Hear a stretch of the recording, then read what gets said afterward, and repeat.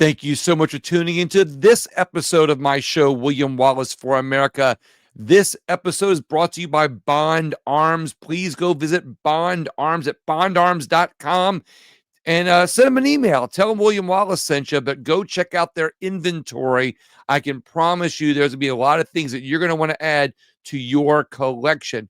With me in this episode are some friends of mine, Jill and Matt Dennis, and we're going to talk about what ankle bracelets have to do with freedom. It might sound a little crazy, but when they talk to you about their digital jail that they offer, or digital incarceration, as they refer to it, I think you're going to find a lot of interesting things that are happening with their company in Louisiana as a microcosm of things that are going on around our country, what it has to do with not only freedom, but with the freedom of the others that are victims of the people that are being put into digital incarceration. Jill and Matt, thank you so much for joining me today. I really appreciate it. Thank you for having us. So I would like to, let's first, for the audience, introduce what is the name of your company and what exactly does it do as it pertains to ankle monitoring. Well, we're the Association of Supervised Ankle Monitoring Providers. What we have done is actually form this incarceration in a way that makes everyone accountable. The providers accountable to the community, accountable to the courts, accountable to the offenders that they're monitoring. A way to make sure that the courts and law enforcement are informed when offenders do violate.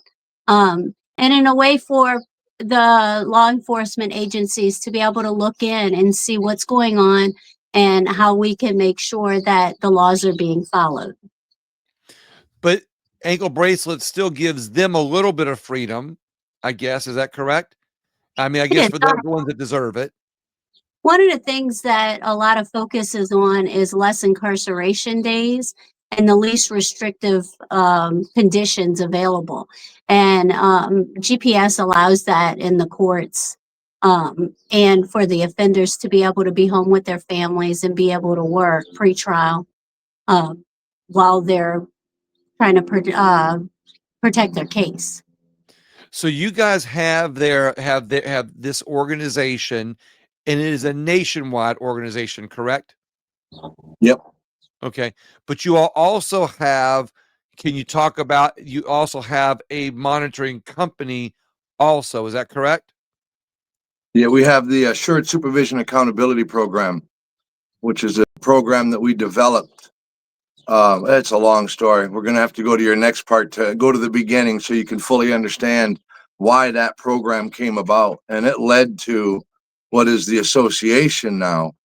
And that association is what's leading to the nationwide change, which, you know, it's a change that we have to have because historically ankle monitor providers and programs really help with stacking dead bodies in different communities because they're not being watched and they're not being supervised. You know, it's a feel-good moment when a judge feels like he can let somebody out on an ankle monitor. And it's a reality moment when that person kills somebody or ends up dead themselves. So there's a lot of problems nationwide with the way ankle monitors are being used. And one thing kind of led to another to where we're at now. So then let's do that. That's a great, I mean, look, Matt, that's a great idea. So what made you all create this, your local ankle monitoring business? And then we'll take step by step and go into the problems and then on a statewide level and then how that's going to go nationwide. What made you all decide to create your ankle monitoring company here on a local level? So I'm gonna make a very long story very short. Okay. I came to Louisiana in the Navy in 1993. I was an avionics tech. I worked on electronics for airplanes, and I ended up running across a bail bondsman. And one thing led to another. I got out of the Navy, and I spent the last 33 years working in the criminal justice system, primarily as a bail agent. You know, making people go to court and stuff like that. In 2014. Sheriff Gussman had an ankle monitor program in the city of New Orleans. And we were in the middle of a fight as bail agents against this cashless bail stuff. Eric Holder under the Obama administration, under his second term. They came into New Orleans, Atlanta, Houston, and other places, and they did what were called these safe street grants. They were 12 million, 11 million, $20 million grants to the city, and they would create fixes for potholes, street lighting, midnight basketball. But the community, the city had to agree to incorporate what was called a risk assessment algorithm into the criminal justice process, which is basically this. There was a 6-page questionnaire that had to be filled out at the jail. And of course, it was a very stupid thing. Kelly Hankton, who had multiple murders in the city of New Orleans, scored a 6 out of 24. Ted Bundy, after he escapes and kills the last female and gets caught, there's a gun in that Volkswagen. That gun turns him into a 3. He turns into a 6 out of 24. 0 to 8 is low risk to reoffend or fail to appear, and they recommended through this risk assessment that these people get released from jail. Charles Manson's a 3. And it's because of the way the risk assessment algorithm was constructed, you could never really get to high risk because you would have to be in prison, convicted, on probation, and commit mass murder to even become an 8. And so it's physically impossible to score high. This risk assessment algorithm was designed, it was a means to an end. It was never really about the outcome. It sounds like it was designed by the Bleeding Heart liberals who want no bail, no cash bail. They want to let criminals free because they don't know, maybe those criminals were under some sort of family duress and they deserve a 20th chance, right? Look, it's division politics without a doubt. It was based in the accused is the victim. And if you were in a black city, they made it about black. If you were in a white city, it made it about poor. So they use separation to get where they want it. But it wasn't the risk assessment they were after. At the time they have this risk assessment, that what they're telling the city is, with your 66% of your jail is housing misdemeanor offenses. And there's absolutely no reason to put a person on a misdemeanor in a jail.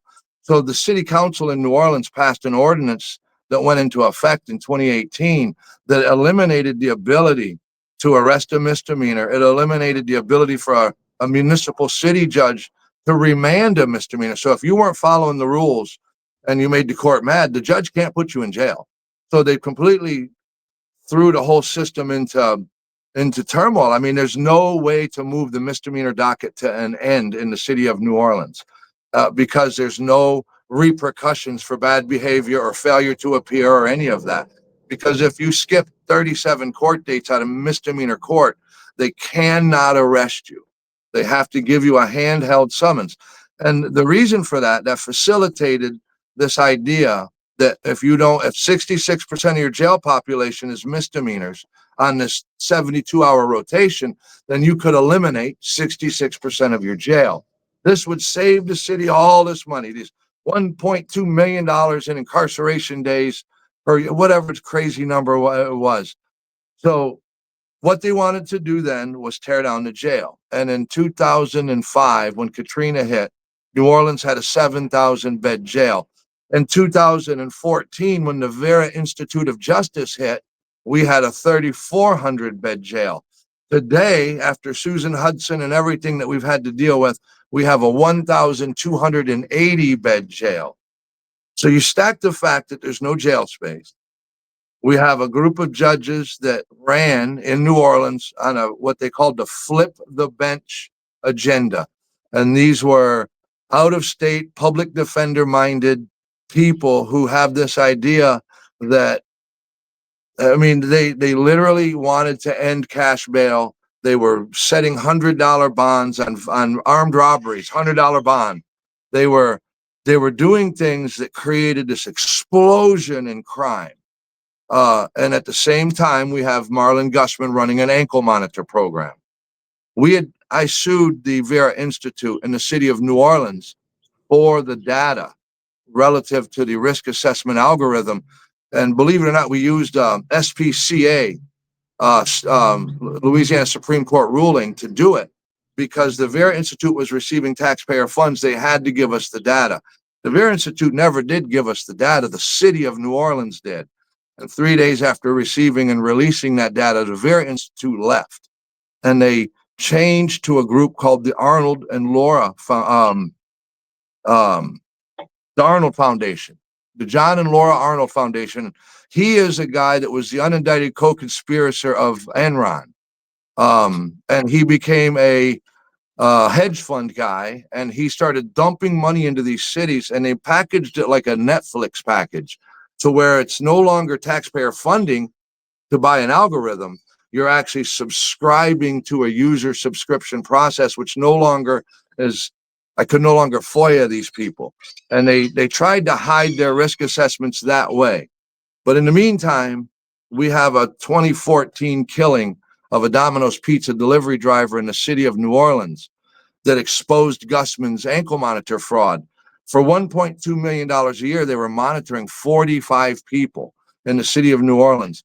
And just so you understand what that means, you have to have a minimum of 10 people to watch somebody, to do something 24/7, anything, whatever you're going to do in life, a minimum of 10 people it takes to watch 24/7.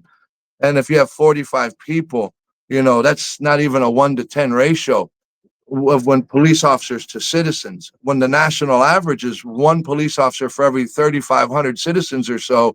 You had this program in New Orleans that just watched 45 people and had all of these deputies and cost a fortune. And it was not being watched. The juveniles that were on those monitors were running around for a week. The day before they killed the pizza delivery driver, they pistol whipped the lady and stole her Lexus. In the course of the next few months after that, we had a few other people escape ankle monitors, and we realized that these are all people that are out on bail. And the question was, why in the heck is the sheriff have an ankle monitor on somebody that is in the custody of a bail agent? Those bail agents should know. They should be the first people to know that he's on an ankle monitor, the first people to know that he cut it off, because they have instant arrest powers. Mhm. As a bail agent, I don't need a warrant. You're out on a bond. You're in our custody. I can come and get you anytime. If you're going to violate this court order, it's only natural that I be the person to deal with you. Right. So over the course of a few months, Jill and I, we actually introduced GPS into our organization because of my military background. I understand GPS. And we quickly took over the sheriff's program. The city has on average 400 people in it, and they cost $0 to the taxpayer. And everybody is actually watched the way they're supposed to be. If you're not doing what's right, we actually go get you. That then where we are now. So real quick, you noticed a problem, but you were kind of working with the system, because from my understanding, there was like a gap. It's like you were recognizing that there was a problem with the system under Marlon Gusman's ankle monitoring, but had you all already started the your company for ankle monitoring, or you said, hey, there's a problem, I want to fix it, I'm gonna create an ankle monitoring company? How did your company start around that time frame? Well, what happened was we have the Vera Institute issue happening. I got them on the ropes. I know President Trump recently spoke about cashless bail. All across the country, they're still having this problem, but we whipped it 10 years ago. We beat them 10 years ago. I've always wished the bail industry would kind of follow our lead in what we did, because you could really just expose the algorithm, and you can show the fraud. The people that left here went to New Mexico, New Jersey, New York, California, and they're wreaking havoc in these states. So we're in the middle of this fight. The Vera Institute is about to lose it. They know, because the question I keep asking in the city council and other places is, what do you do when you're wrong? You say let him go. You say let him go on this risk assessment algorithm. Bam, we have the Mother's Day shooting where 11 people, I think, were shot at a Mother's Day parade. And the risk assessment was done on a guy by the name of Akeem Scott. And Akeem Scott was arrested previously in New Orleans with an AK-47, extended magazines, a bunch of drugs, resisting arrest, drugs in the jail, all kinds of stuff. And they assessed him as a 3, a risk score of 3. He goes and shoots these people at the Mother's Day parade in New Orleans, and they risk assess him a second time as a 6. At this point, nobody in the world had ever seen a physical risk assessment. And one was given to me very clandestine-like in my office by a strange woman who walked in and handed me an envelope. No joke. And I know it probably came from somebody inside the machine that wanted this information out. And we were able to show them that the risk assessments were a menace. At the same time, we have this ankle monitor problem taking place. So as Vera is unraveling, the sheriff is unraveling, and I get somebody from inside the machine that brings me over a proposal that the Vera Institute gave to the city council. They wanted to take over Gusman's ankle monitoring. That would have short-circuited my question. What do you do when you're wrong? Because they could have pretended that they would use ankle monitors. And that would have been a disaster. So that's where we end up crossing over and saying, we're going to introduce ankle monitors because we have arrest powers. So you had a bond company then. Right. With these people released to our custody, we have full arrest powers. But then we went right away to all of our neighbors and said, because we were all fighting the same fight. They understood the need we needed to get the ankle monitors where it belonged. Why? If a person is released to the custody of a bondsman who has full arrest powers and a legal responsibility to the court, why wouldn't you have them do the ankle monitors? They are the only person in the criminal justice system that can immediately respond. A sheriff needs a warrant. He can't just go. That's why they don't have victim protection in criminal and sheriff runs programs, because when a victim, one of the things that our program does is it sets a digital fence around a victim. If a person violates that fence, we know electronically right away. We can jump, we can go protect that victim. Something the police kind of can't do, but can. It just depends on if he's violating a restraining order, stuff like that. So when we're talking about the risk assessments, when they brought out the risk assessment process, they claimed it could do two things. It can prove if a person is going to go to court, and it can say if they're going to reoffend. We had been in the business so long, there's no way to tell if someone's going to reoffend. The truth is 98% of our client is repeat customers. And that's on the bond side, correct? Yeah.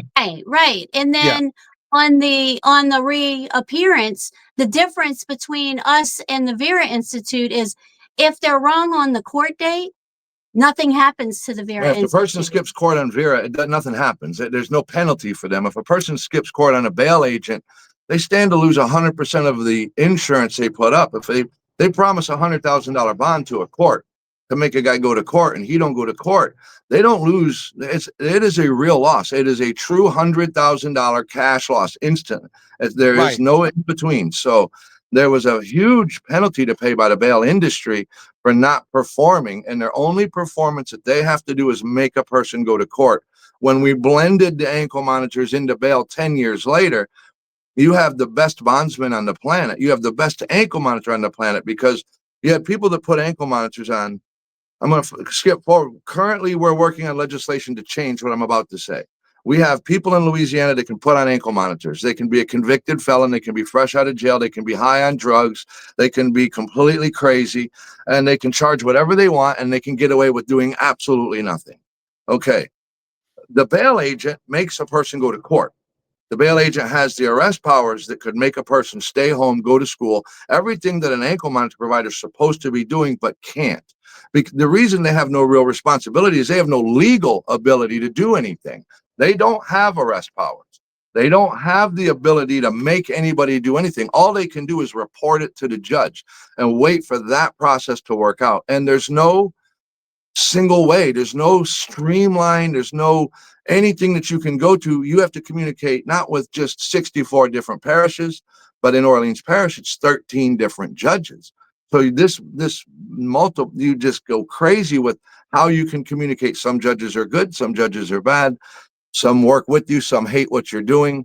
I mean, and you ran into a situation where ankle monitors has to be reformed in a way that the people that are walking into that jail should at least be held to the same legal level that a bondsman is, because that bondsman walks into the jail and gives paperwork to the jail. The jail hands the bondsman a person. They have a legal responsibility in statute. They have to, when the state police show up at a bail agent's door, the bail agent has to welcome them into the building and show them the file room. No warrant needed. They can search through your files and spend weeks doing it, and they can audit you. You are held accountable by the Department of Insurance. You're required to be licensed. You're required to go to schools. You're required to understand people's civil rights Get a background check. and get a background check. You can't be a felon. And the ankle monitor people can be anybody. It does not matter. So, So basically, what I'm hearing so far, I'm just going to try to catch people who might have a question for what if they're hearing what I'm hearing. You all, as a bond company, saw a need to be able to take your powers and magnify them in a way that would be good for the system to help improve the rate of people showing up to court, because bond people have arrest warrants or arrest power. You're able to take the monitoring, and when somebody skips, you're able to go visit them and arrest them and get them to court. And then you saw that need, so you found a supplier of ankle bracelets and everything. I'm gonna ask you in a minute how does that same company provide a monitoring for you, or do you all have to provide that software? So then, and I'll let you get that answer in a second. But then my other question came up where I said, well, gee, if a bondsman is going to lose money by somebody who doesn't show up to court, because then they have to pay. I mean, I know they don't have to pay, they have an insurance company who pays, but let's face it, if you're in the bond business, you want to have suppliers that aren't always having to pay on your losing customers, so to speak. You want to increase your success rate. So as a bondsman, you have every incentive to make sure they get to jail so you don't lose money and you're not making a payout, so to speak. You only have money coming in. Am I right so far? I want to fix one thing. The bondsman actually pays. It's not insurance. It's backed by insurance. Right. Okay. The bondsman pays these things out of their money. Every bond a bondsman writes, a piece goes to what's called a buildup fund. And that buildup fund is your money. And you get it back if you close everything out. And those funds are usually pretty large when you're in business for 30 years. That money comes out of that pot. It's our money. That's our money that we put in there. If you ever make it pay more than what you have, and your insurance actually has to kick in, that's the last bond you wrote, because they cut you off. Once your insurance company pays for you, you no longer are in business. So there is no I get it. insurance. We pay it out of our pockets. And yes, the number, first of all, we were fighting to stop people from destroying the bail industry, because that's our livelihood. We maneuvered well, and they were on their way out. And at the same time, we had GPS come crashing down in Louisiana, like it is everywhere else. And we saw the losing side trying to jump over there and take advantage of that. And we realized we could not let that happen. And again, the truth is, there is one entity in the criminal justice system that has full arrest powers over everybody released to their custody. They are the proper place for this. And I want to add, in the bail industry, the arrest powers is an incentive. Someone misses court, we can always bring them back to court and get them a new court date and keep that case moving forward. It's not always about putting someone in jail, but it comes to the same thing when it comes to ankle monitors. If someone is constantly violating curfew or having these violations, the arrest incentive is what helps us to get them straight to make sure they're following those conditions. It's not always about the arrest powers being able to put someone back in the jail, because that could cause a problem. It is about the incentive that they know if you don't get right, you're going to go back to jail, and we can make sure it happens. Jill, that's an awesome thought. So basically, you all not only become an advocate in some way for the person who is under monitoring, but you also become a counselor of sort to be able to help, kind of, hey, look, I mean, because you're putting these ankle bracelets on, so you're in contact with these people. You're able to say, hey, look, this is, come on, you got to get here so so you don't lose. Well, not only that, we deal with the whole family. We know mom, we know grandma, we know aunts, uncles, cousins, kids. I mean, we work with the family, work with the offender and defendant, and work with the court to ensure that we are maintaining that less incarceration days and minimal restrictions possible for the conditions. But we go one step farther, though. Wait, real quick. So do you find that there's a movement on the opposite side of the political aisle of people that are more bleeding heart, want to do the right thing, that create these ankle monitoring companies as a way to say, we're going to ankle monitor them, but we're really, trying to get them out of the system? Is there kind of a movement against you all to use that power of ankle monitoring to get people out of jail or out back on the streets? The movement against ankle monitors right now, and the ACLU actually put out something not too long ago, saying that it is a bad image on the offender, that it's not the least restrictive. So there are some things that the other side is trying to do to downplay the effectiveness of GPS. But deeper All right. than that, So look, Matt, the ACLU, you go one step further, Matt. the first one step further, we're the only, and they kind of blend together. First of all, you have an old ankle monitor way. And the old ankle monitor way is somebody with ankle monitors presents the judge an easy way out. Now the judge can make everybody happy. You're going to jail and he's not really in jail. But the public don't know that. They see him set $100,000 bond. That's what the news reported. 2 days later, he lowers it to 10,000. He makes bail and puts him on an ankle monitor, and everybody's happy till he kills somebody. And then they realize that he shouldn't have been out. But the reason why he shouldn't have been out is because the people that got him from the jail don't really watch him. They put an ankle monitor on him. They're incentivized to have people on monitor. They get paid for that. They don't get paid for the bond like the bondsman does. They get paid for the monitor. So taking people off kind of cuts into their profits. Also, really watching them. You want a lot of people. You want to have a lot of people on monitor. And watching a lot of monitors 24/7, 365 is really hard to do. And it costs a lot of money. And proving that you really watch them costs even more. So getting them to watch them is almost impossible. Getting them to prove it won't happen. It will in this state because we've changed the rules drastically, but it was because we built something that people can use as an example. Because the one thing that sets us apart from everybody else is those arrest powers. When we're talking to mom, sorry, garbage man going by. When we're talking to the mom, when we're talking to grandma, when we're talking to the person wearing the ankle monitor, they're talking to somebody who will absolutely arrest them on the spot if they don't behave. And they're Right. the only person that can do that. They have nobody else. Everybody else talks. They threaten. They promise that they're going to do X, Y, Z. And almost none of them do anything. So you've taught this person that you're nothing. It's a facade. Our programs is different because if you don't, the very first thing they have to do when they get out of jail, after they've done their paperwork and they go home, they have to get their phone and they have to register their cell phone number with us. Failure to do that means somebody with arrest powers is going to show up at your house. And if you make us show up at your house, we're going to invoice you for the trip because it's part of the agreement you made. So we're going to punish you. We're going to put you back on track for personal responsibility. If you don't register that number, if you change your address, you have to do it by the letter. There's no program that can tell you that in Orleans Parish, 100% of the people that are out on bail wearing an ankle monitor have a proper address with the court with a working phone number. And some of these people are in there for years and they can't. The number one problem a bail agent had is people moved right away. They change their phone numbers. You got to hunt people down. We don't hunt people down. They don't miss court anymore. They can't miss court because they're being supervised before they ever miss.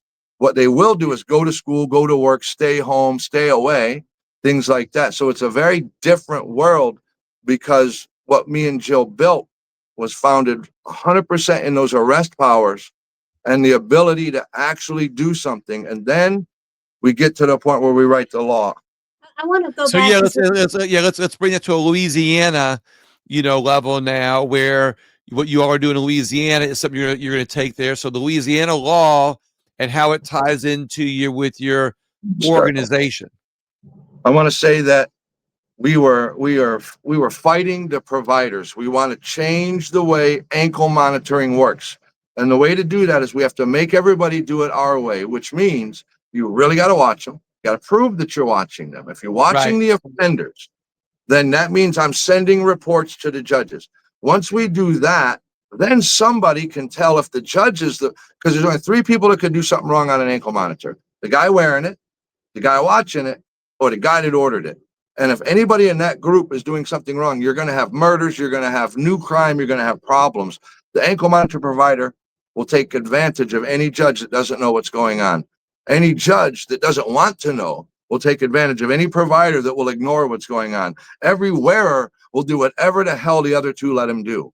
So we had to develop a system that was perfect, and then develop a system that would make everybody do it that way. And that's where I'll let Jill take over. We were talking about the history and how this got built up. So we designed this ankle monitoring supervision program, and we worked really well in this. What year was Peggy Beasley? 2021, I think. In 2021, 2022, they had a murder in St. Francisville. Peggy Beasley was murdered by her husband, who was ordered onto an ankle monitor. He was supposed to stay away from her. For 2 weeks, he stalked her. No violation reports were sent to the court. At the end of the 2 weeks, he broke into her house, received an exclusion zone violation to the provider, and a comm loss.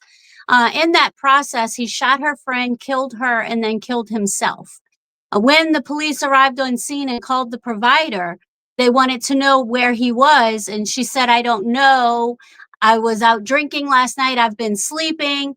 They said, "Well, we know where he is. He's dead at our feet with aluminum foil wrapped around his ankle monitor."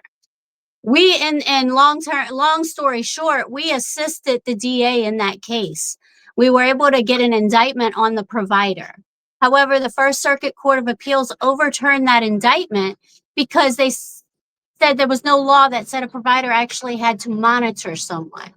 So I became very angry because I didn't take it as I needed a law to monitor people. I took the responsibility when I went to the jail and put an ankle monitor on that offender.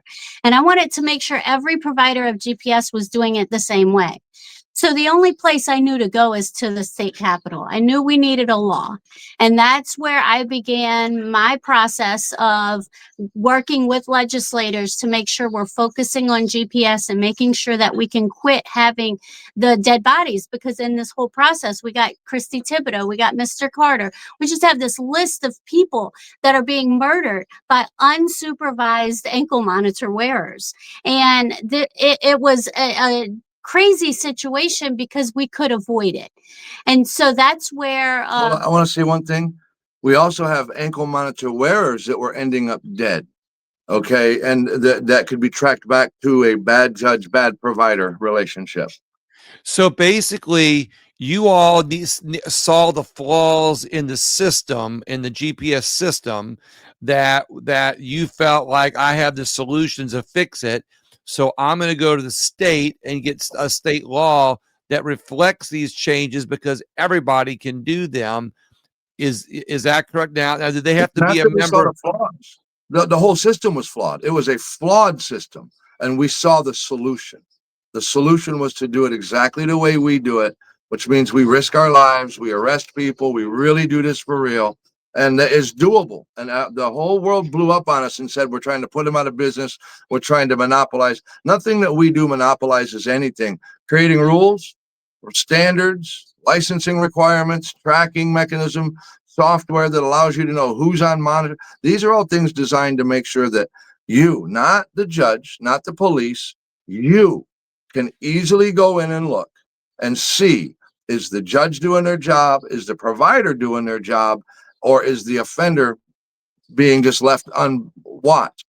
The law made it possible in the first level to take out a bad provider. We mandated that you have to report certain violations in a certain time frame, and if not, face a criminal punishment as a provider.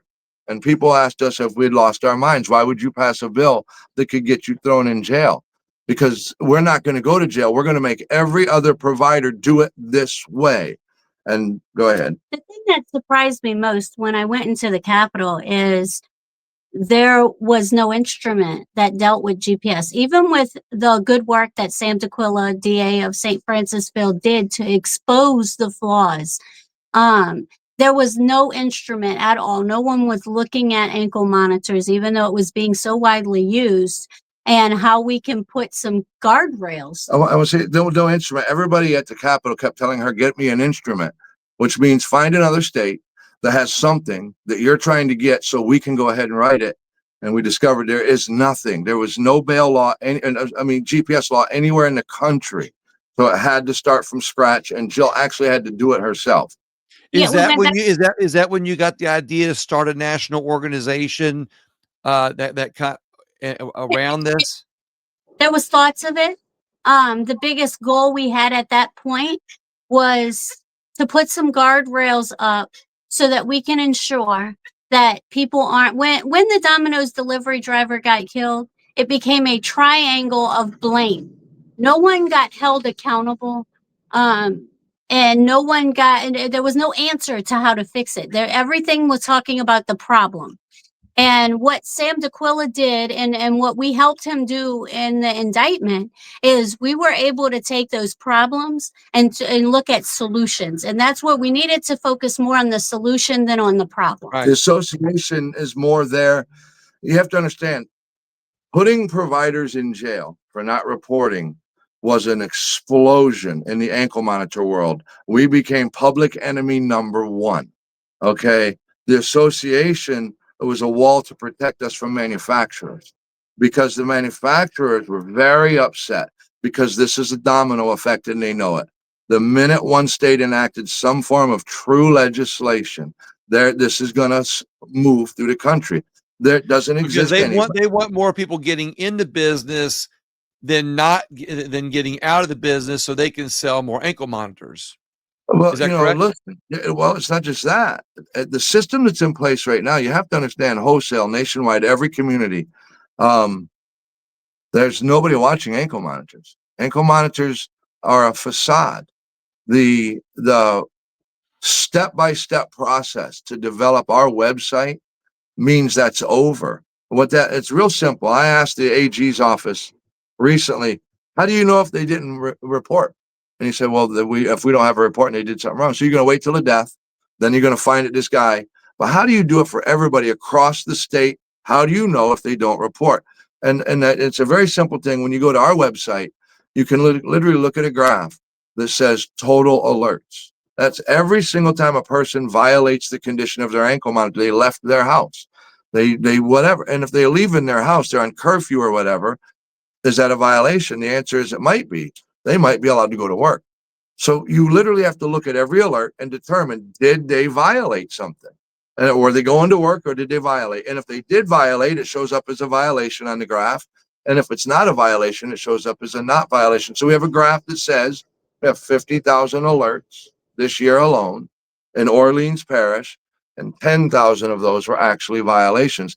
That spread gives you the ability to audit us completely and tell if we're lying. That allows you to put me in jail if I'm lying. More important than that, if I'm doing everything perfect, and this guy, Nicholas Marana, he's in our program for 60 days, he gets 45 violations. This is a post-conviction, which means he's on probation. There's no bond. He's released to probation and to our ankle monitor. All we can do is report to the court. If the judge would have put a probation bond on him, we could have arrested him. But the judge didn't, because it's a New Orleans judge, a new one, that doesn't like, he thinks everybody's a victim in the criminal justice system. He lets this young man run around for 45 days, and he shoots 4 people in the French Quarter, killing 1.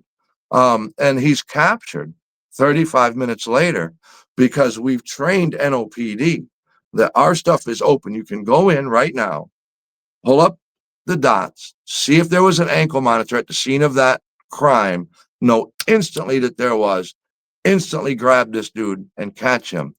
And this is the way it should be for every ankle monitor in every jurisdiction of the country. Law enforcement should be able to instantly tell if they're on monitor. And the way to do it, if you get a crime at the corner of X and Y Street at 2:30 in the afternoon, you put that in the system and you say, was there an ankle monitor there? And it says, yes, there was. And this is the number for that ankle monitor. And they can then call Jill, and they can then capture the guy and put the guy in jail right away, and have all the evidence you need to build a rock solid case for the murder charge, because every dot, it represents his location, and every location has different cameras and such there. But So is and this kind of the time? Go ahead, Jill. I keep going back because we were talking about this timeline. When Peggy Beasley was killed, the Times-Picayune put out a release of information. They sent something out to all 64 parishes, and then what they wanted to know is who the providers were, who were they monitoring, and how many violation reports they had. Only 6 jurisdictions could actually provide that data. And that was a big problem because we don't even know who the providers are. I mean, we can get into each offender and how each offender is causing these issues because of a judge, a provider, or the offender. But it started with our state doesn't even know who our providers are. And that's a problem because, and I say it this way, you could go online, you could buy an ankle monitor online, you could show up at a jail with a letterhead with your phone number on it and get your fellow gang member out of jail on an ankle monitor and never be held accountable for anything he does once he exits that jail. And that, to me, for lack of a better word, is asinine. And That's possible for somebody to go get their friend out of jail with an ankle. Say they're an ankle monitor company. Is it possible? Is it happened? In most jurisdictions, it can. How would you know? There's no way to tell, and that's what we want to end. Let me answer that better. We have a story out of Baton Rouge where a provider actually had equipment that was broken and not working, and they were walking into jails and putting it on. They were captured because one of the people on an ankle monitor was actually a relative of one of the DAs, and they determined that the box was empty. There was not even any equipment in it. There's absolutely, it was Wild Wild West was the name of the Times-Picayune article, and that's what it is. But remember, we passed a law now that says we could put that useless provider in jail. We can now put you in jail for not following the law, which is to report these major things: tampers, dead batteries, comm loss, and victim violations. But the thing is, we don't know who the heck the providers are because there's no across the board registry for the state. Why? Because there's no licensing. So we passed a law that says you can now hold providers accountable. Now Jill is working this next session to pass a licensing law, just like bail. Bail has to be licensed, and so should the ankle monitor people. They should be licensed under bail. There should be a subdivision of bail for the enforcement purposes. They're not posting bonds, getting people out of jail. They're just doing the ankle monitor enforcement. The DOI likes it.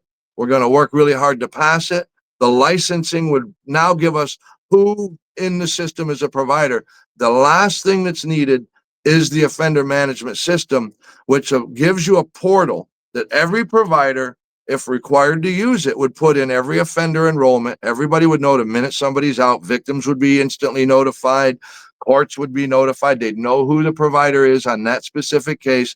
They would be able to identify that the provider got the proper court order, that the victims are being protected. And then as the provider receives their alerts, forcing them to put those alerts in that same offender registry allows for people like the AGs and the local DAs to investigate and determine, was it a provider issue? Was it a judge issue? I mean, theoretically, if the provider's doing his job, then the offenders are not the problem.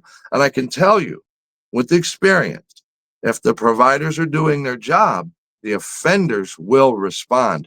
This works as a very large sifter. We can dump all these people into it that they don't have room for at the jail because they pour their jails down. And we can filter out the ones that need to be in the jail and let the other ones stay home and take care of their family, I guess. Listen, I think that we should build the jails back.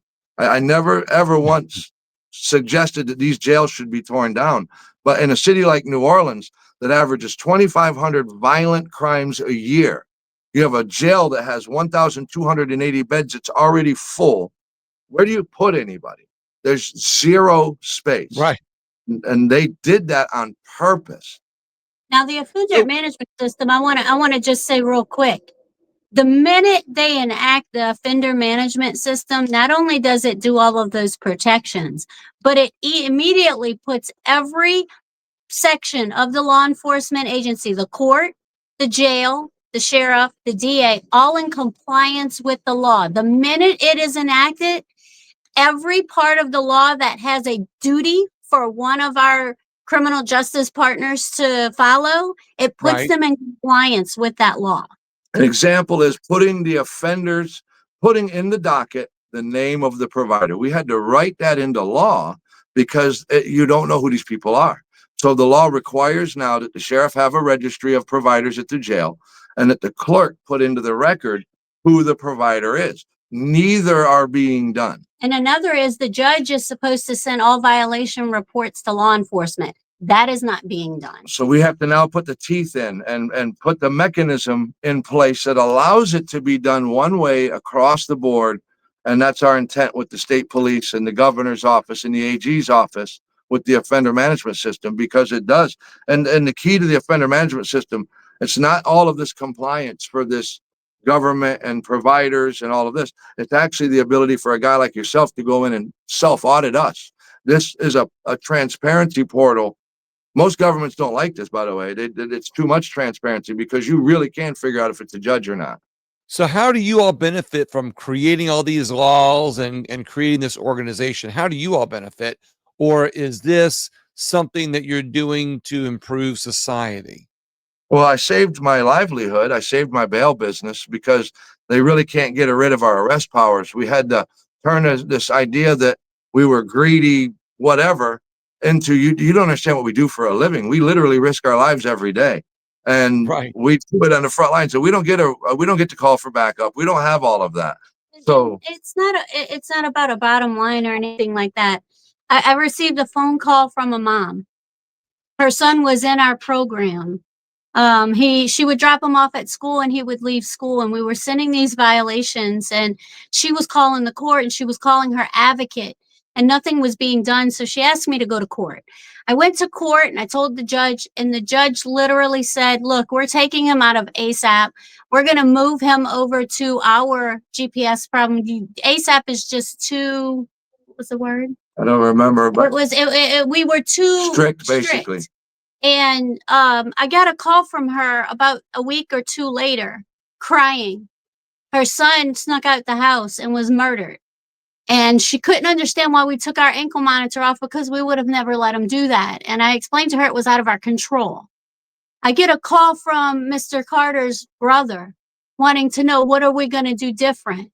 I get a call from Elizabeth Hansard, who is Noah Hansard's mother, after he is now in a wheelchair because of an armed robbery, and there's no answers to questions. And I want to All say, of these calls, this is why we've done what we've done. It has nothing to do with anything, but we can make this better. We can help our community be safer when it comes to GPS and electronic monitoring. and I want to say this, the Domino's pizza delivery driver, which started all this in 2014, kills the pizza delivery driver. The only reason anybody even knows this is an ankle monitor kit is because the first 48 was in town filming. And they're the ones that popped that this was a juveniles wearing ankle monitors. Fast forward to Noah Hansard. He is shot by Tata Say and Mateo Cruz during an armed robbery. And Tata Say is released on an ankle monitor. And we don't know Noah and his mom at this point, but Tata Say cuts his ankle monitor off. And within a few hours, we had him in custody and in jail. The Domino's pizza delivery driver, they never get caught for cutting off their ankle monitor. Nobody even knew they were running the streets. With Tata, the minute he cut it off, he was captured just a few hours later. And from that, we end up meeting Noah and meeting Elizabeth. And the reason we meet is they were shocked that something actually worked. Our motivation, my first motivation was to save my business. This is how I raised my family. And in the process, fix some things that were obviously wrong. The idea that the sheriffs do these ankle monitors, they can't justify the 1 officer to 10 citizen ratio that they create. But they also, they don't watch them either, because you can't run this like a 911 center. It's not, you don't get an alert and go running after people. There's a lot of legwork to be done. So it's kind of been an evolution of things. We're here doing it perfectly, if I don't mind saying. We really are. And we spend a lot of money, way more money than any other provider, because no other provider even does it. They get to just make their money and live off the fruits of doing nothing. And until we showed up, there was no threat to them, because nobody even understood the system was broken. Because in many cases, out of sight, out of mind is a lot more convenient than actually holding people accountable. especially when you only have a 1,280 bed jail. So for us, the motivation has been, I wanted to stay feeding my family. Ultimately, this fixed so many things. Now we got to finish this. And when we finish this, this will go nationwide because this is needed everywhere. You can Google ankle monitor news and it's just murder and mayhem. One of the So- examples I like to give is the Waffle House killings in Baton Rouge. That whole murder played out on Snapchat. We have 2 juveniles. It was 3 offenders, 2 of them wearing ankle monitors, and through Snapchat made a comment. We can't do it today because my ankle monitor is not dead, but I'm gonna let it die tomorrow. But my ankle monitoring people is cool though. They winded up letting their ankle monitors die, stealing a switch, stealing a car, and shooting. I don't know if they murdered, but I know some of them died shooting 3 people outside the Waffle House. The only conversation between the provider and these offenders, even though the battery was dead and one was, I think, tampered with, was, hey, your payment is late. And that is a problem. So let's talk about the organization. Well, your soon to be national organization. I kind of asked this before. Maybe I didn't hear the answer, but just in case, when did the idea for the national organization come about, and what's going on with that? So let's take this to a national level. You've seen from a local perspective what needs to be done. You've perfected it. You've gotten some local law, some state laws made to help enforce it. You see positive results. When did you put the organization together? At what point in this timeline that we talked about did you put the organization together? And what are you doing to bring it nationwide? What are the inner workings of it that make it worthwhile? I'll start with this and let Jill take it from there because this is really what she does. The organization, we snuck in on the bill in 2024. Nobody was expecting it. Nobody even knew to look. And the industry itself, when it passed, was shocked because it scares them. It scares all the way to the manufacturers, the providers, because this is nobody before has ever thought about putting a provider in jail for not doing their job. And it sent shockwaves. This last session, we knew it was a fiscal session, but we wanted to kind of see what the flavor was. So we introduced a bill just to see what the outcry would be. And the industry is freaking out. Okay. And so is, in some ways, the bail bonds industry at last year. Now, a lot of the bail parts are fixed. The manufacturers want to pretend like they're okay, but they're not. They don't like this. They absolutely hate this. The association kind of facilitates fighting nationally. It's hard to fight as 2 people. It's a lot easier to fight as an association. And bringing in, providers who historically don't have to do anything is out of the question because they're not going to organize to do it right. But organizing the bail industry into it would. And you could bring in an industry that's saying, hey, we already do all of this. They should be regulated. And it allowed us to unfortunately, having an association speaks louder than 2 people with voices. Go ahead. Jill. Yeah, the legislation part for me. I think when I was there, there was no instrument. There was no one else there yelling about the bodies that were stacking up. And there was no one else bringing solutions. In fact, before we appeared in our state capitol, look at any news report that says someone was wearing an ankle monitor and committed a crime, a heinous crime. They never mention who the provider is.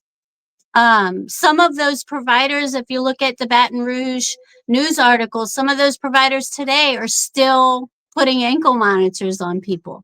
And the St. Francisville murder, that provider is still putting ankle monitors on people. So he has an open case. I mean, the case is still pending. So the association is to bring a voice to the solution. The association is to bring together providers that would like to do it correctly. Nationwide. Nationwide, to bring together the criminal justice partners that are responsible for people that are out on ankle monitor, to bring them all together into one room and say, let's build a system that works. Let's build a system. I'm never going to say we're going to stop the murders, because you can't do that. You can't say we're going to stop the strap tampers, Right. because we're not dealing with stupid people. They have no common sense, but they're very smart people. Right. They break out of prisons. They're going to break out of a digital jail. It is what happens as we go through that process. We need to make sure that we have the rules, regulations, and licensing in place to hold the people accountable, and Right. to be able to train them and make sure that they stay up to date on what the rules are, and maybe put heads together so that we can build a system Right. that is unshakable. I will say that it does Love it. change offender behavior. When they know you're being watched, they do behave better. If they know you're not being watched, a person who may normally probably perform well is going to stray. But when they know they're being watched, they absolutely do not stray. So actually watching people does work. It does help curb some of the bad behavior. And I do want to say that we sent shockwaves through the industry when we created the law of last year, which made it possible to put us in jail. We sent shockwaves when we created the association, because they see that there is no organization in ankle monitoring, nowhere. They're all fractured. And then the third thing, the biggest shockwave, which is what they really are afraid of, the association is kind of unique, and that it's not really a group of providers that meet and drink and eat and be merry. It's really a database. It's all about this software, and the software has everybody rocked because it is absolutely the answer. The software allows the instant understanding of the circle. You know if the provider's doing their job, and you know if the judge is doing their job. The judges hate it. They hate it. The judges are so upset with Jill because she's created this environment where they can actually have to be held accountable. When you couple that with the changes to the malfeasance laws, when you couple that with the changes to the criminal committee that Governor Landry appointed 5 new people to, that allows you to investigate judges, that allows for judges to be, if they're being investigated, the outcome. These were things that, over the last few years that have changed. So the association is something that we've developed because we're fighting bigger forces, that it's not just offenders that want to misbehave or providers that just want to get rich, but there's people in the machine that don't like this. There's people in the old industries that don't like this, because with the bail bondsmen, they do one thing: they make you go to court. And what I suggest is you're going to make them stay home, stay away from victims. These are extra work, and some of the bondsmen don't really like this idea. So it's an evolution. We got to change the way people think. We got to change the way people talk. It's a kind of a full circle change. So it's a very unique place. And one last thing, the association, again, it's unique in the sense that what it really truly is a database. And it is a database that is an amazingly good idea that absolutely solves everything and will 100% spread like wildfire. And everybody in the machine knows it, and everybody's stunned right now. Did y'all create the software too? Yes, we wrote the software. Okay. The one Jill? thing that I look at, the Senator Cloud and the Attorney General worked last year and passed a law that dealt with GPS when it comes to the judges. And what they did was they said after the 3rd confirmed violation, an offender no longer qualifies for GPS and must be held in jail till the trial. The argument through the court, and judges vocally said this, you're taking the discretion away from the judge. And I didn't understand that, because it didn't say after the 1st. It gave the judge discretion after the 1st, after the 2nd, and it doesn't take it away until the 3-strike rule, the 3rd confirmed violation. So that is a fight. It seems like there's a kind of argument on each facet of the criminal justice. The criminal partners, the judges, the providers, the offenders when it comes to the ACLU. So there is a fight to make sure that this continues as it has been. And we need to make sure that it doesn't. And are you all looking for a way to bring all of these sides that are fighting together? Are you all trying to find a way that can kind of solve, that can kind of say, hey, look, you might not like it, Mr. Judge, because of this, the offense, and are you all looking for a way to bring it all together? So look, in New Orleans, we're peeing in the Cheerios every day. It's really hard because New Orleans has a different mindset. So, I mean, with New Orleans, you got to have it that way. With the AG's office, they're very functional. They're very easy to talk to. They're very pro accountability. So it's a much better environment today than what we had, under the last governorship, because the last governor would get in the way of everything because he was the one that signed many of the criminal justice reforms into law that Jeff Landry changed as his first act as governor. The very first thing he did was set a criminal justice special session that I've lived in this world. I know every inch of what was done in the last 4 years before Jeff Landry took over, and they went all in. And they did things like make it, you could no longer release even the name of a juvenile, which means that when a juvenile gets arrested for multiple armed robberies and a shooting, he would go to court. The mayor of New Orleans could go in and testify on behalf of the shooter and get this kid no jail time, and you would never know it if it wasn't for the victims being mad, telling the media. So they hid everything. You made it this giant iron curtain that created an environment where judges were ordering kids out of jail and they're wreaking havoc, and you could never expose it. I could know a juvenile's name, I could know what he did, but I couldn't tell anybody because it was a crime to mention the kid's name in public. So that one simple change fixed a lot, because it was a disaster for justice. When you take some of these kids are really, really, really bad. And Laura Rodriguez-Canizero did a very long essay on some of these kids. And some of these kids we've had in our program, and we know these kids. And it was nice to see somebody be able to to write about the history of these juveniles. And the laws that they changed were a disaster. So, it's a process. It's never going to stop. Matt said a really important word: accountability. When you set up a system that has no accountability, it's kind of hard to make people take accountability for certain things. And that's what we're focusing on right now. Good point. Just to clarify, what was the law that you changed to help solve the issue with not being able to say a minority's name? What was that name? How'd y'all change that again? The Governor Landry, when he first took office, he did a special session on criminal justice, and they erased a bunch of the laws that had passed from 2014 to 2018. They made a big push to, you could no longer put a picture of an adult on the internet. You could, when a person gets arrested, they would have their booking picture. They banned putting a booking picture up, and they banned the ability to give out a juvenile's name under any. You could not know the docket number, the name, nothing. Prior to that, the media would be able to get the juvenile's name. They would be able to know the docket. They would be able to read the docket. They could see the case. They couldn't go in the courtroom, but all of that went away. So what they did was they repealed all of the stuff. I don't know which laws it was, but they basically erased the previous 4 years worth of criminal justice reforms that were led by New Orleans. New Orleans somehow was able to push a lot of this stuff into, and it wasn't just New Orleans. It was, it was in a whole agenda. Crime exploded. Now they can see the names of juveniles, see the pictures of adults, to be able to help make that connection on these changes. Not just that, you can see the history of juveniles. Now you can look at their history. Now they have to release the violent history. Some of the things that they didn't reverse was the banning of arrest of misdemeanors and stuff like that, but you really can't because it's a city issue. One issue that somebody brought: a juvenile gets suspended from school for bringing a gun or whatever, and all they have to do when they get that suspension is they can actually go to school in another parish, right?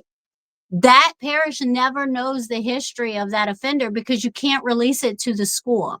And to me, that tells them that school doesn't know what they're dealing with. And prior to the changes under the John Bell Edwards administration, the schools could communicate with each other, but now they buried that. It's really a victimhood thing. It's turning the accused into a victim, and there was a very large push, and it was very big. There was a lot of little things that they did that added up into a really big problem.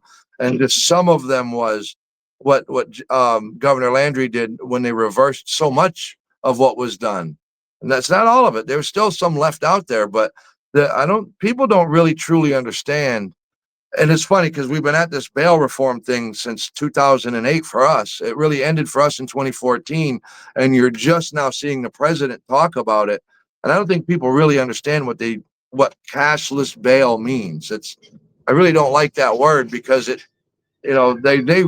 called it money bail. The people that didn't like us, they tried to label it as money bail to try to make us look greedy. These are very organized people. They create talking points. They absolutely have agendas. How about changing it into responsibility bail?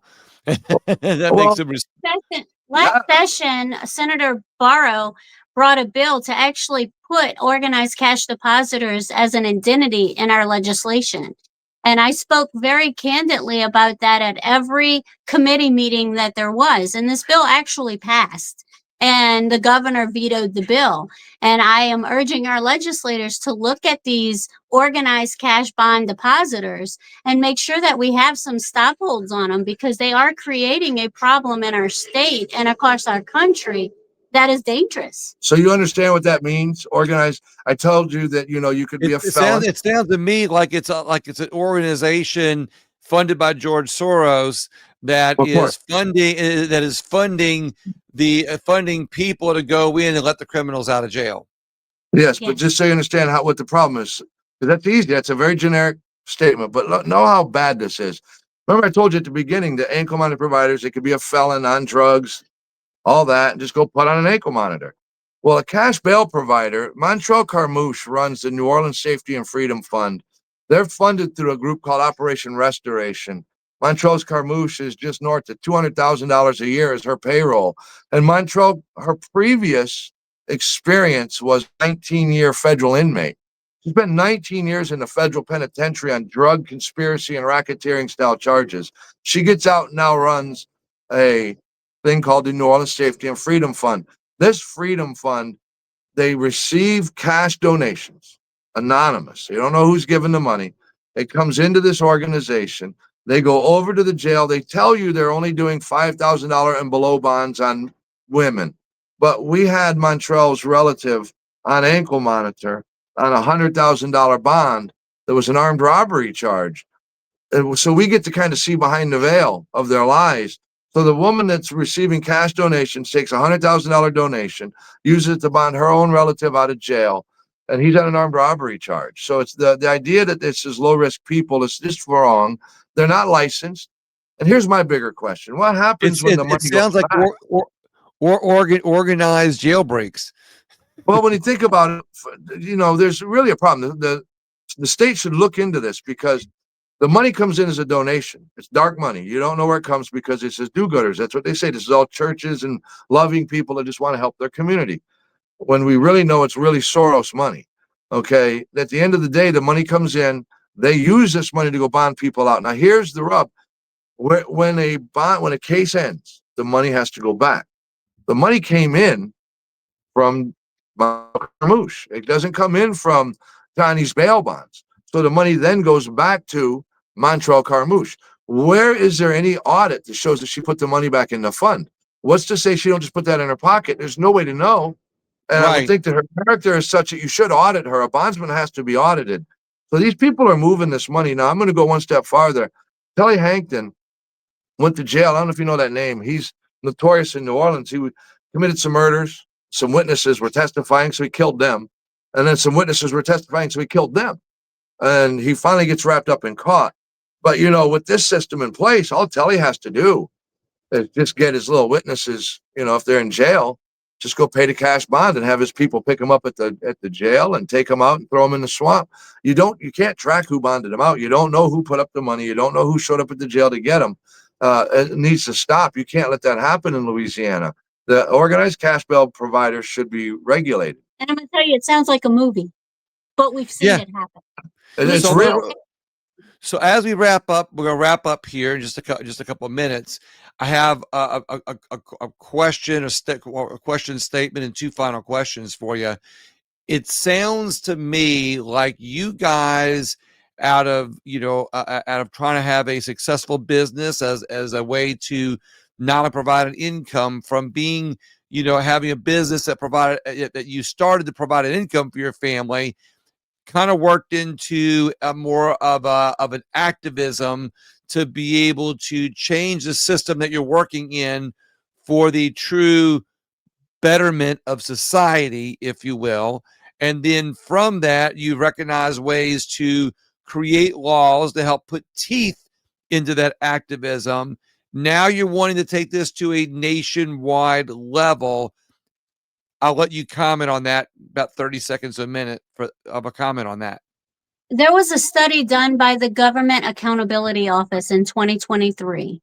It looked at GPS across our whole country and all the flaws that are prevalent all across the country. And looking at that assessment and looking at the offender management system that has been built, that is available nationwide, the offender management system fixes about 98% of the problems the GAO found. Wow. We need to make sure that offenders are able to be released with the least restrictive. If that includes ankle monitors, we need to make sure that the providers are accountable and responsible to those they're getting out. We need to make sure that the courts are accountable and responsible to the ones they're releasing. And we need to make sure law enforcement has access to see and make sure that people aren't recommitting crimes, re-victimizing our communities while on ankle monitor. Those are all Right. 3 easy fixes. We can do it today. And I want to just say, go to the website, asapgps.org. The association is really just a database. And what it is, it's a database that lets you yourself know what's going on. Check it out. There's to the right, there's a tab for media and public. You can actually see who's on ankle monitor in Louisiana. You can actually see if they're doing the right thing. There's a lot of good information there, and it gets better every day because Jill's the one that writes it. I love it. So 2 final questions. One, do you think your program, ankle bracelet monitoring programs around the country, are they a way to help maintain freedom of citizens in America while No. limiting the freedoms? No, okay, go ahead. Sure. Yes, they are. Yes. When used properly, an offender will behave, and if not, they'll go back to jail, and an offender that wants to behave will come out. But what they are is we have created a massive problem in our country since 2012 with the massive tearing down of jails. We had all this defund the police. That was all the upfront stuff. You saw the hood ornament, but you did not see what was pushing this. They screamed and yelled, and we feel like we might have won. But when you turn around, your jail is gone. There's no jail. It doesn't matter if you repeal these laws or not. There's nowhere to put them. They've won. They beat you. This beats them back. This digital jail is the space between the brick and mortar jail and the public just running around crazy. This allows you to have some kind of ability to keep control in a place that you've torn down all ability to hold people accountable. The city of New Orleans cannot go from 7,000 beds to 1,280 and justify it. You can't. Does your industry help strengthen freedom for the victims of these criminals? Yes, absolutely. Because, all right. Well, understand this: under the Sheriff's Run program, they don't have that ability to implement one major key factor of this software. The ankle monitor has an ability, just like your phone. You can put a digital fence around houses, addresses, and I can put an app on a victim's phone that links to that ankle monitor. So I can control the distance apart. She has a panic button that allows her to call us or 911. They always call us because we're faster. And that's not a joke, that's real. So there's a lot of interaction with victims, and it can't be done from the government perspective because they don't really have that. They have a 911 style response. If you're having an issue, they don't want you hitting an app. They want you calling 911. And it doesn't work. This does. And so it does. It absolutely protects victims. And in any case where there's a multiple history of domestic violence, somebody was injured terribly, or something that they're fearing for their life, nobody should be released without this. They should be mandated into a program that allows for digital protection of the victims. And the minute a witness or a victim says, I was victimized and the person was wearing an ankle monitor, here's the issue. How do you find out who that ankle monitor belongs to?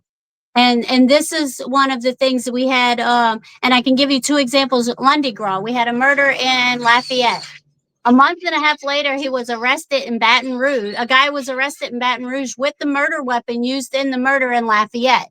It took a total of 3 months to find out who was monitoring that ankle monitor and if he was at the scene of that crime, which he was, and he was convicted. We got a letter from the FBI thanking us for our help.